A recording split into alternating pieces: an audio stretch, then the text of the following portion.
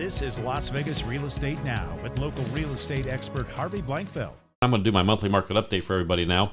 And I want to remind you guys that this is for November 2025.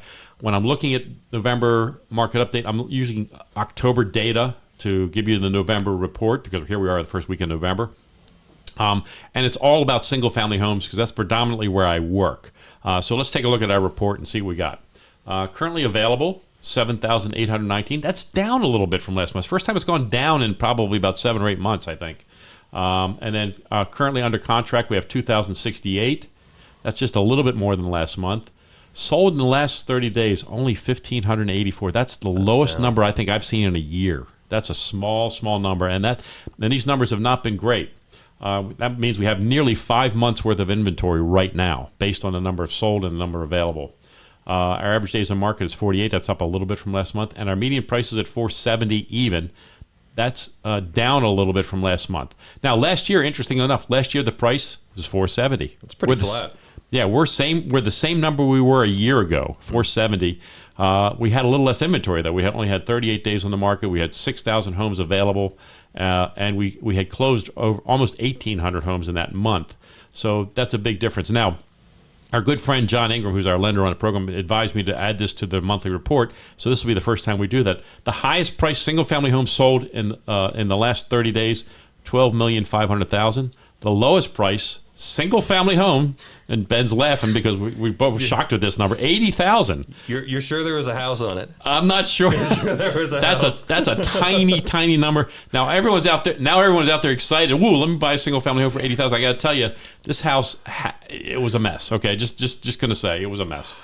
And remember the 3 most important rules in real estate: location. I always forget that third one. Could be location. Could be maybe? location, Yeah. Ben. Yeah, that's a good guess. And this location of this house might not be so desirable. That's what impacts that price. But let's move on to the charts that we got from Equity Title, and the number of closings we've got this month.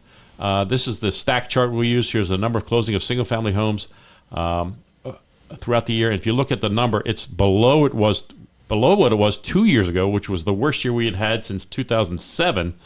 And we're going to be right on par with that, and maybe a little behind it. So our volume is way down, and it continues to be slow. So I'm a little concerned about that. I think that we'll talk more about it when I finish it. But the median price, they have our median price at 471.5. I have it at 470. It depends on what day you pulled it, I suppose. But look, this number has not moved a lot. I mean, it's right around where it's been. Let's see, October 25, October 24. 475. See, they have it a little bit different than me, but it's been that number for a long time. If we go back to 23, it was 450, but ever since about June of 24, it hasn't really changed. It hasn't really changed hardly at all. Then we have, this is interesting. I thought it was interesting. I don't usually pull this chart, but I thought it was interesting. High rises, verticals. They're running way behind last year too. Significantly behind the number of closings.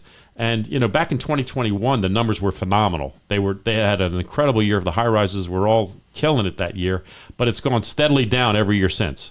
And we're seeing the volume within the high rise and vertical community. We're seeing that drop even more so than even in single family homes. And then this is the $1 million and plus area, and they're having a record year. They're gonna break their record of last year, which was just barely better than 21, but they're well ahead of it, and they're gonna break that record for this is homes for $1 million or more. So it tells you that it's kind of interesting because that median price is skewed by the incredible volume we have at $1 million plus. So keep that in mind also. And then finally, here's my line graphs that I do every month for you guys, and the orange one represents the number of homes sold, which you can see is dipped down.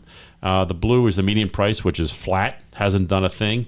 And the available homes is kind of sitting right around that high 7,000 number. And it went down, like I said, for the first time since January. It went down for the first time since January. So that's our monthly market update for November 2025. Hope it's useful. As we compare these month over month, you might find some interesting data points in there.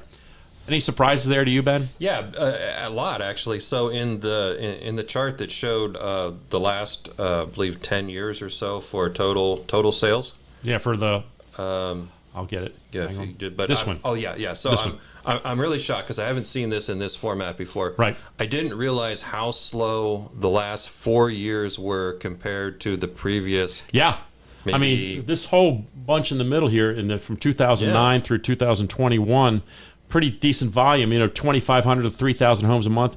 We haven't seen that since then, and the numbers have come down. And like I said, this year's going to be the worst yet, the worst since 2007. So 18, the lowest year in the last 18. Pretty sad. I knew we were down over 21 because 21 was gangbusters. Yeah. So I knew we were down over 21, but I didn't know, like, comparing 24 to, say, 2018, that there was that much of a decline. Pretty significant. And again, guys, this is the number of homes sold. The interesting thing about it is, even though their number of properties have declined in terms of closings, prices have not gone down. I mean, that's the interesting. However, I will tell you, there is pressure on prices, and we've seen it come down a little bit the last month or so, but it hasn't moved. It's not moving dramatically. But if we continue to see the inventory creep up, and this is a seasonal thing now, and we see demand not go up, then prices are going to get the pressure on price is going to continue. It's going to start to see it slip a little bit more. I don't see this is not a crash. I'm not talking about a major adjustment, but we may see some adjustment in pricing coming forward because the volume is not where it needs to be. We need to be selling more homes. We need to be doing that. And the reason we're not selling them is a lot of reasons. So number one, there's a lot of owners out there with nice mortgage rates that just say, I can't afford to move. I just can't afford to take on a bigger payment for a smaller house or whatever. The only people that are moving are people who have to move right now. It's not necessarily a choice, but if they have to move. So if you're living like me, I'm in a bigger house than I really need right now. But my monthly payment is so low, it would be silly for me to move into a smaller house and pay more money per month. It would just be silly. But new homes are not in this data. No, this is all resales. This is resale only. This is right, all resales. right. Now, new homes do make up some of that difference because new home traffic in the last few years has been really strong. That's true. That's a great point, Ben. But not that much. No, it's not enough to. It's not enough to bring them up to the levels because there was new homes those years too. Yeah. They had a lot of volume in new homes those years too. But it does make up some of the difference because I think that new homes have been fairly steady. Although their numbers this year are a little off, is what we're hearing about new homes. Their numbers are down a bit. But the last few years, what they've been doing ever since the rates went up, and we've talked about this before.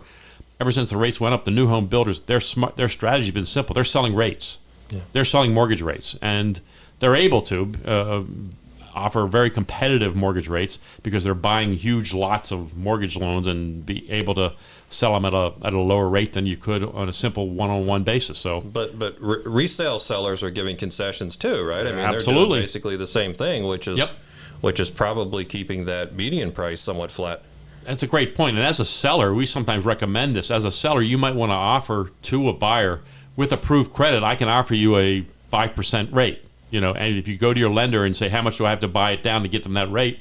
There's a figure you can pay the lender and they'll get them that rate. Yeah. So you can do the same thing the new home absolutely can. sellers are doing. It might cost you a little more per unit because you're only doing one than it does them, but you can still do it. You're absolutely right. That's a great point, Ben. And that's something we do use as a sales technique sometimes to help sellers get the home done because that's what's concerning buyers out there if you offer it. But it does cost the seller a bit of money, but sometimes that investment in the mortgage is better than the price reduction you might have to take in order to get the home done. And your neighbors will like you more. Yeah, because you held that price. Yeah, and I think that's what's been going on. I think we've seen a lot of that where the sellers have been protecting their price by throwing more into the deal and protecting the price, which I think I understand it. That's what's been happening, but eventually that's not going to be enough. There's going to be other things there's other pressures on price that might put you beyond that. Unless this turns around. Unless this turns around. You're right. Exactly right.